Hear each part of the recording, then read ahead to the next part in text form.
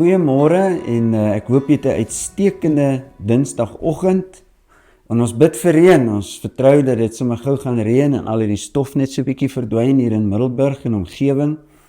Maar ons wil hierdie week bietjie saam reis oor die gedagte van evangeliseer, gereed om te evangeliseer.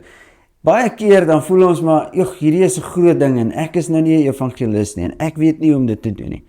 So dit gaan jou dalk demotiveer as wat dit jou gaan dalk eerder inspireer. Dis dalk hoe jy nou voel.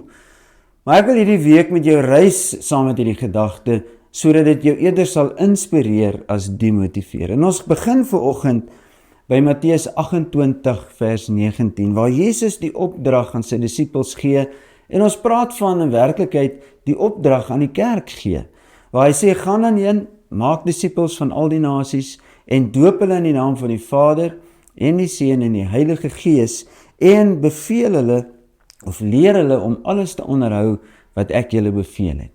Nou, hierdie is baie intimiderend as jy vir iemand sê, hoorie, jy moet nou gaan disippels maak. Eerstens, ons weet nie hoe nie. En tweedens, ons het nie altyd die vrymoedigheid nie. En die rede hoekom ons nie die vrymoedigheid het nie, is omdat ons dalk dink, ons moet dit uit onsself uitdoen. Daarom is vers 20 wat volg na vers 19 wat ek nou net aangehaal het, verskriklik belangrik, waar Jesus sê, en kyk, ek is met julle al die dae tot aan die volëinding van die wêreld.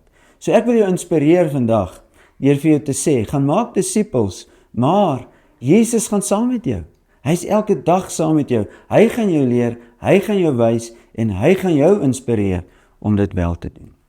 So ek wil vir jou bid hierdie week, dat jy hierdie week iewers in jou lewe 'n verskil in iemand anders se lewe gaan maak. Kom ons bid saam. Onse Vader, baie dankie vir hierdie opdrag. Ek bid dat selfs soos iemand anders ons beïnvloed het, sodat ons in U sal begin glo het, Here, dat ons ook so iemand anders sal beïnvloed in hierdie week wat voorlê. Ek bid vir elkeen wat vanoggend geluister het in Jesus naam. Amen. Totsiens en sien jou môreoggend.